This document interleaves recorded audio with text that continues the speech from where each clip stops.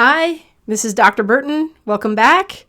We are talking about public philosophy, and last time we talked about a definition of philosophy. We said it's an area, an attitude, a method, an application, and a system. If you didn't catch that video, check it out because it'll help you understand why we're putting the emphasis on doing philosophy on my channel.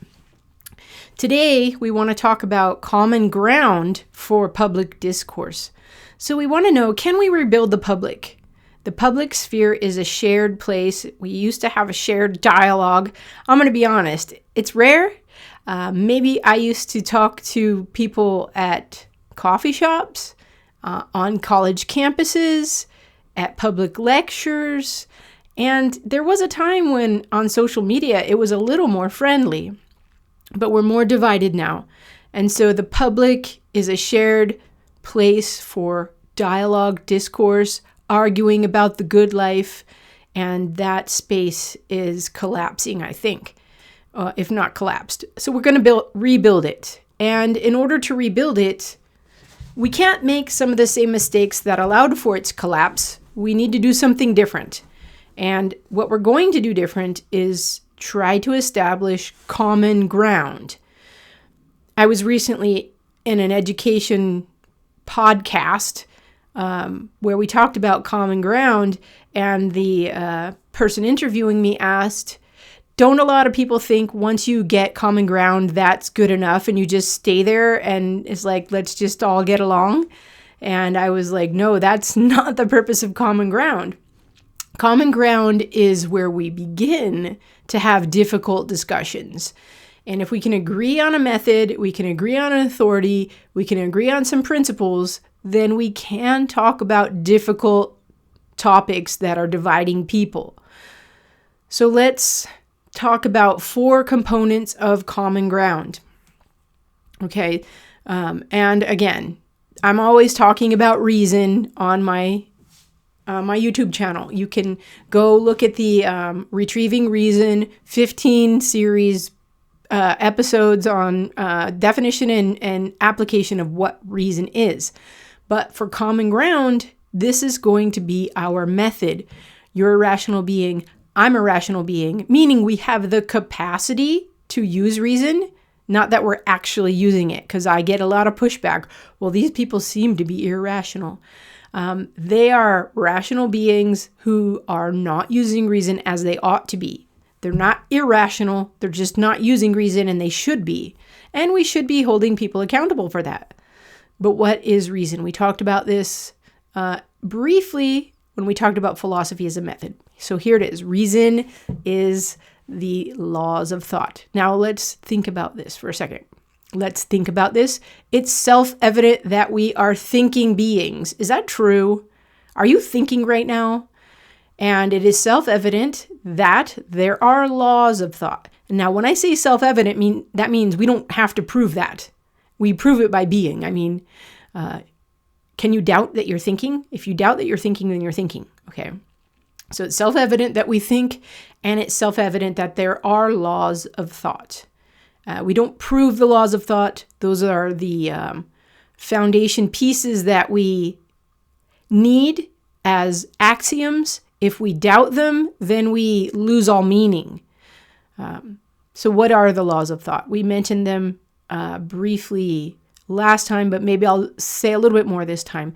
The laws of thought include the law of identity, which says that A is A. Coffee is coffee. Dog is dog. Human is human. Okay, a thing is what it is.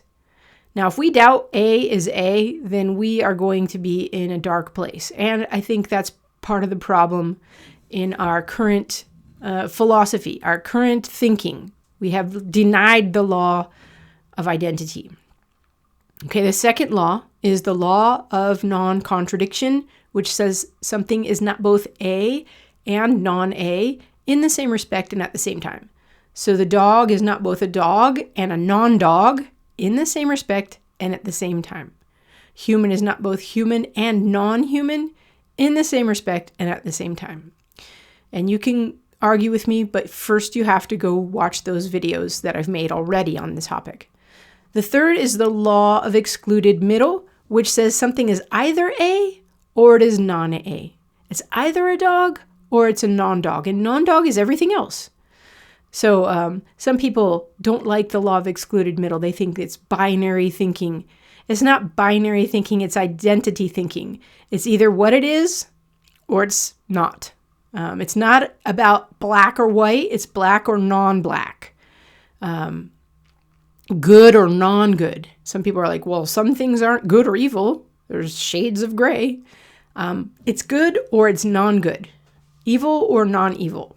Gray or non-gray. Okay? Now, what violates these laws is meaningless. So if I say dog is non-dog, you don't know what I'm saying. I'm not saying anything, really. So in our quest for common ground, we have to hold to the laws of thought. If we violate the laws of thought, we speak nonsense. We can't understand nonsense. So if you reject the laws of thought, I can't have a conversation with you. There's no basis for continuing. So reason is first our method for knowing, and it's also our authority. You have recourse to the laws of thought. I have recourse to the laws of thought, and everything we read or think about or say can be tested by reason. Again, if you're having the heebie-jeebies about reason, please go watch the playlist Retrieving Reason on my YouTube channel to get a fuller understanding of what I mean by reason, and all the objections you can possibly raise are there. Okay, so reason is our first piece of common ground. Commitment to the laws of thought, minimally. Okay? If you're not committed to the laws of thought, I'm not going to talk to you. There's nothing I can say yeah. Second point, and it's related, is integrity. What is integrity? Integer. The word has to do with wholeness. Wholeness is not divided, let's just say. So integrity assumes that we are committed to reason. Why? You say you're a rational being just by showing up to humanity every day. You should use your reason then. So integrity is a concern for consistency between what we think and what we say and what we do. So we think these things, we believe these things, we say these things, then be consistent. The opposite of integrity is hypocrisy, saying one thing and doing another. And we see hypocrisy all over the place. It's very easy for us to point it out in leaders, political figures. Yeah, we're good at pointing out hypocrisy. But what about ourselves? Remember, self-examination and starting with our own self. All right, so what should we do? We should work hard to become more conscious of our own basic beliefs and more consistent in living those beliefs out. And if we find, man, I can't be consistent with these beliefs, then we should repent and change, right? Change your beliefs. It's okay. It's hard sometimes because beliefs have implications, and it's like once you start following those implications, you might have to change a lot of things. But it's probably better to change your beliefs, moving towards consistency, moving towards truth, I would say, than living a falsehood. Live not in lies, remember? Now, how can we have integrity? We have to do self-examination, and sometimes we need friends, we need community, we need others to help us to see our blind spots. So that's the public part of public philosophy. We need a community of truth seekers to help us to recognize where we lack integrity. Sometimes a spouse, sometimes a friend, sometimes siblings, sometimes parents are helpful, right? Sometimes being in a philosophy class is helpful. All right, so we have reason as the first piece of common ground, integrity as the second piece of common ground, and building on that, we're going to talk about a method now. And this word, I need a drink before I say this word because it's so big and misunderstood. And it's called rational presuppositionalism. Now, what does that mean? It just means that we use reason and we have presupposed views. This is not a theological presuppositionalism we're talking about here. It has nothing to do with Van Til. It has to do with a method for looking at ideas so that we can get to the more foundational ideas and deal with them before we deal with less foundational ideas. Remember, we talked about philosophy is dealing with foundation. We need to be able to identify more basic questions. So, integrity, we talked about, requires critical thinking. And critical thinking is our method. And when we apply it, we use reason, we test our own basic beliefs, make sure we have that house built on solid ground where our metaphysics is matching reality, and we have a view of the good that is actually the good for human beings. So what this means is that we think of the less basic, the house, in light of the more basic, the foundation and the ground, okay? That's the easiest way I can say it. We should deal with, in common ground, more basic questions first. So let's talk about your epistemology before we talk about your view of the good life or your view of politics. Because what if we're starting off on the wrong foot? I'm using one method, you're using another method. I think we know everything through the senses. You think we know things through reason. Those are going to end up in different places when it comes to metaphysics and ethics. So there's an order in our thinking, and here's where we can talk about reason again. We start with meaning, words. Words have meaning, and we should ask, what does that mean when someone uses a word? Then sentences. Judgments. So maybe someone uses the word, I don't know, what's a controversial thing we can talk about? I use the word reason. You should say reason. What does she mean by reason? And then I could say reason is the laws of thought. So I'm giving you now a definition where I say reason is the laws of thought. And now I'm making a judgment. And you can say prove it.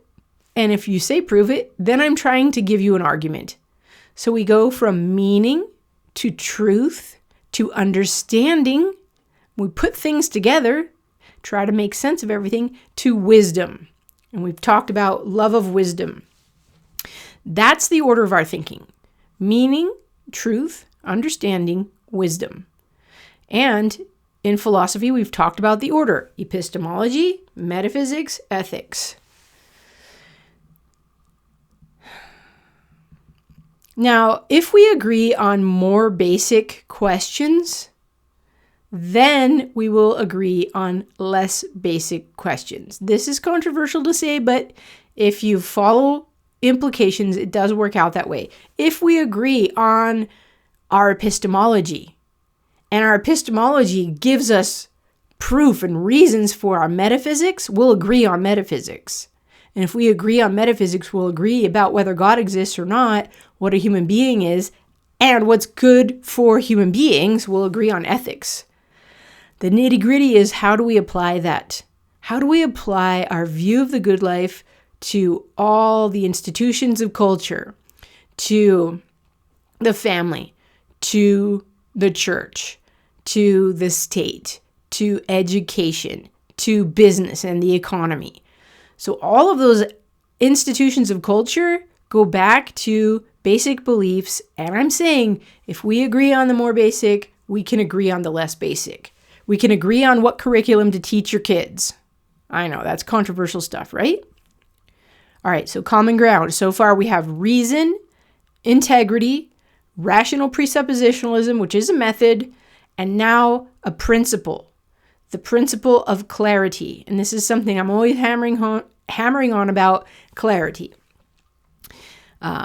So once we have these, reason, integrity, rational presuppositional method, we need the principle of clarity, which says that some things are clear to reason. Okay, not everything. If we say the opposite, nothing is clear to reason, then what I'm saying right now is not clear either, and nothing you say or I say is ever clear to reason. We're left in nihilism and meaninglessness. So some things are clear to reason. Okay, so here's the principle of clarity. This is what it says. Some things are clear. It's clear that the contradiction of some things are clear is nothing is clear. That's clear, right? There's a contradiction. Some or none. If nothing is clear, then no distinction is meaningful. And if no meaning is possible, which is called nihilism or nihilism, then thought and talk must be given up. We should be silent. But this is self-referentially absurd.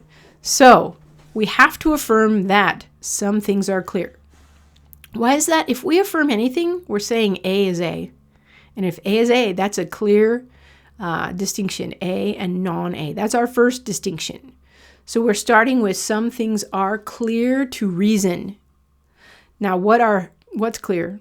Not everything, right? The basic things. The basic things are clear to reason. What are the basic things is what we've been talking about already. So if we think of the less basic in light of the more basic, then the more basic is clear, right? So the epistemology, it's clear how we know things. It's clear what is real. It's clear what the good life is. Now, if these basic things are not clear, then nothing else is clear. And we already just said some things are clear. So if anything is clear, the basic things are clear, which means we can know them by reason. Now, what are the basic things about? The basic things are about God, whether God exists or not, human beings, what is the nature of human beings, and what is good and what is evil for human beings. And these are clear to reason. And I mentioned the book Philosophical Foundation, A Critical Analysis of Basic Beliefs. I will put a link to it in the notes. That book is a sustained argument for these things. So I'm not going to go over that argument again here. You can sign up for my philosophy class if you want a sustained argument in video form. I will put a link to that also in the notes, my philosophy class. You can take it. But the basic things are about metaphysics and ethics, and reason, the laws of thought, is the most basic. It's how we know what is clear. So this is wrapping up, again, connecting with what is philosophy and what is public philosophy. We're trying to find common ground for doing philosophy together in a setting like this. And we said that common ground includes reason, integrity, rational presuppositional method, getting back to what is more basic, and the principle of clarity, which tells us what is basic. God, human nature, good and evil. Questions about those are the most basic. And if some things are clear, those things are clear. And these are the questions philosophers have been trying to answer for as long as humans have been thinking. Now, you may be saying, well, that's a really long time and we don't have answers. Do we though? Do we have answers? Because I think we do. And we make things more complicated because we have violated the first piece of common ground, reason. We're not using reason to try to find answers. We're using some other method, like our feelings or tradition or the scientific method. Those are not going to answer questions about what is clear to reason. So if you disagree, possibly check your assumptions first and then let me know. Okay, I just want to remind you that you can support me by liking this video, subscribing to my YouTube channel, and sharing this video with your friends. You can also join me on my Locals platform, kellyburton.locals.com. You can donate there. You can join the conversation there. And again, I'm on Gab now, so find me. Let's have a conversation. I will hold you to common ground if you ask me questions. If we don't agree to common ground, then we have no basis for a conversation. Also, try this out on your friends. See if you can get others to commit to common ground. That way we rebuild the public together. All right, I will see you in the next video. Thanks. Take care.